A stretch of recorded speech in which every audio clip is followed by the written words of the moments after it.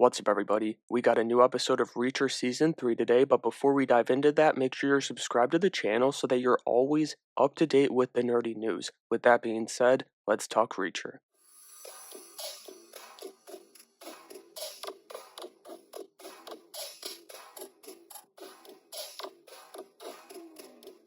Episode 4 was much more of a mixed bag for me here than any of the first 3 episodes were. It started with the confirmation that McCabe is indeed the same man Reacher used to know as Quinn. On one hand, it was so obvious, and I saw it coming a mile away, but on the other hand, it's still a solid scene and Duffy continues to grow on me. But then we get into flashbacks for a decent chunk of the episode. There was that cringe-worthy special investigators line, and it felt like Alan Ritchson knew how terrible of a line it was too, so it was a bit of a rough start as far as this portion was concerned. Just a rough start, though, as it picks up once we're introduced to Mariah Robinson's character, Cole. I like how she's essentially another female Reacher, just like my girl Neely, but she's so much more energetic than either of them, so she's able to get more out of Reacher once she breaks that shell. But I'm not the biggest fan of how they laid these flashbacks out, giving us chunks of them and then jumping to the present for just a couple of seconds and then back to the flashback.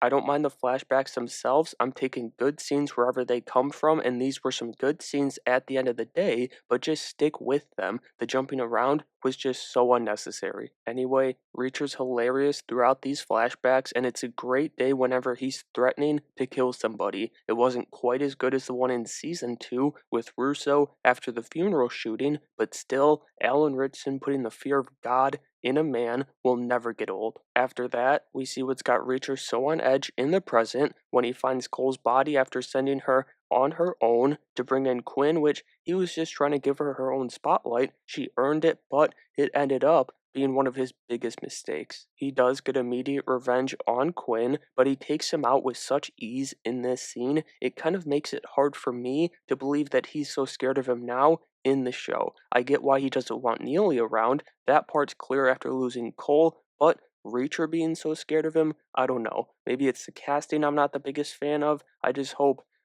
there's more to Quinn. Regardless, we got another great, quick scene in the kitchen of the Beck estate. Agnes and Annette continue to provide a quick laugh when they come on screen, and to put it simply, I just love their dynamic with Reacher. But I also had the thought watching this episode, what if Agnes, the older one, is loyal to Quinn? It feels like he'd know about the giant new guy who, just so happens to resemble the guy who put a bullet in his skull, and she'd be a good source for that information if he doesn't trust his security team or if he wants a secret set of eyes and ears in the house. We'll see if that pans out though. I haven't read the books or anything, so I'm not quite sure, but over with the DEA, Billy and Duffy got a couple good scenes towards the end of the episode here, once we're out of the flashback section that is, and this is a crazy sidetrack, but Alan Ritchson gave off big Batman vibes racing off to save those two. Like, tell me you can't see that man hopping in the Batmobile and rushing off to the streets of Gotham. My nerdy side thoughts aside, though, the episode finishes promising a big episode next week, but I didn't love